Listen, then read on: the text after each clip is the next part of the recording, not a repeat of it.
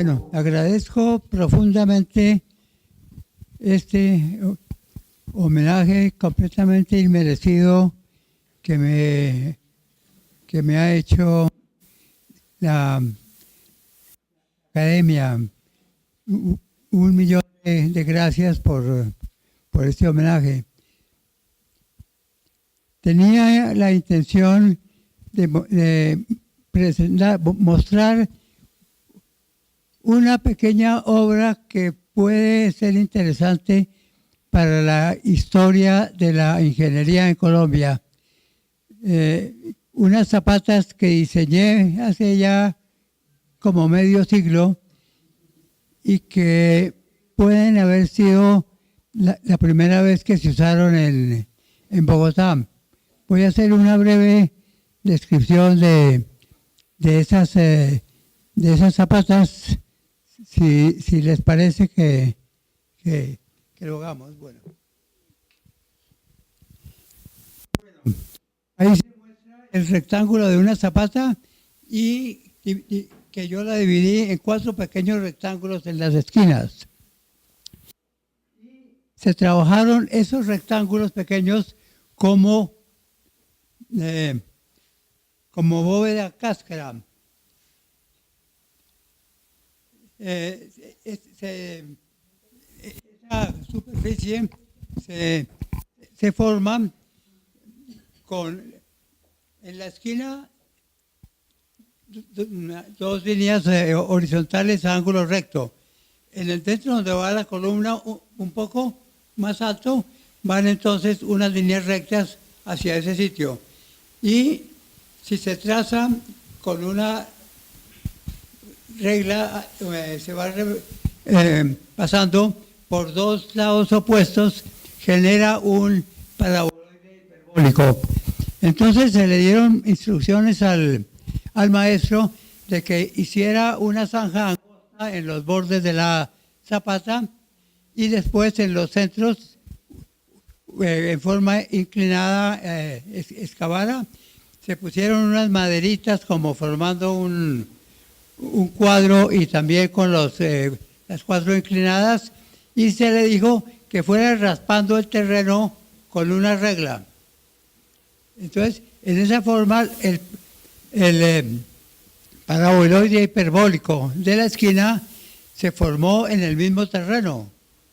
Después que se había hecho la excavación, se quitaron las maderitas, se puso la parrilla y echó una placa de unos, primero una capa de mortero delgadita, unos 2 centímetros.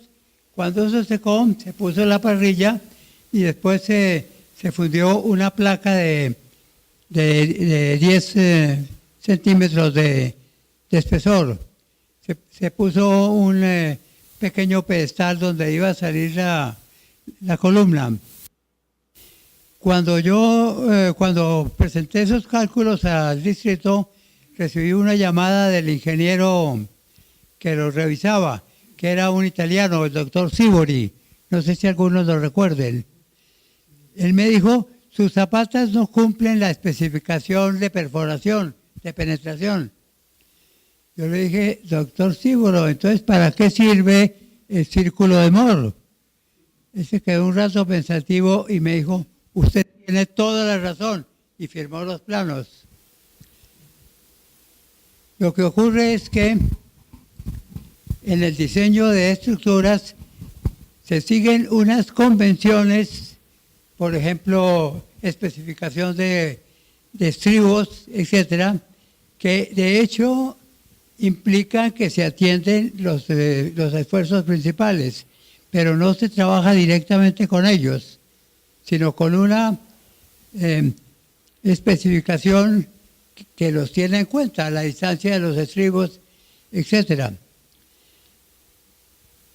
Entonces se hicieron esas zapatas en un terreno bastante malo que había en el norte para las construcciones que hicieron las hermanas de la Caridad de San Fasón, que se pasaron a un sitio en lo que en esa época se llamaba el Tercer Puente y la calle del Tercer Puente creo que es la 147, más o menos cerca de la línea del ferrocarril. Bueno, si pasamos a la segunda, en otro sitio del norte, Biesnel y Suárez, la firma de arquitectos, diseñaron una casa bastante grande, que era un rectángulo perfecto. El lado largo era paralelo a la fachada. El terreno también muy malo e internamente había 2 muros también de carga transversales, de modo que el rectángulo grande se dividía en 3 pequeños. Entonces, para resolver el problema de la resistencia tan baja del terreno, yo diseñé 3 bóvedas circulares como cimiento de toda la casa. Esa obra, cuando se dio instrucciones pues de que excavaran los extremos, de que con una guía de madera grande fueran manejándola para hacer las excavaciones. También las curvas estaban dadas por el terreno, se echó también la capa de mortero, después los hierros, y se fundieron las bóvedas con sus... las vigas de delantera y trasera hacen las veces de tímpano para las bóvedas. Cuando se hizo esa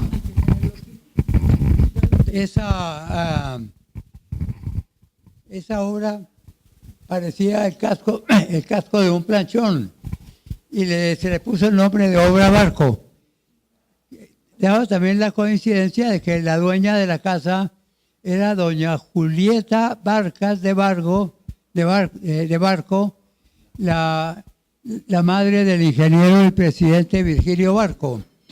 Bueno, y finalmente, la siguiente, una capilla de unas hermanas de la Caridad, relativamente pequeña la capilla, angosta y larga también sobre mal terreno. Entonces está apoyada en una bóveda elíptica como cimiento, y la ojiva de la cubierta está hecha con una bóveda parabólica que descansa sobre los muros laterales. Bueno, entonces es posible que estas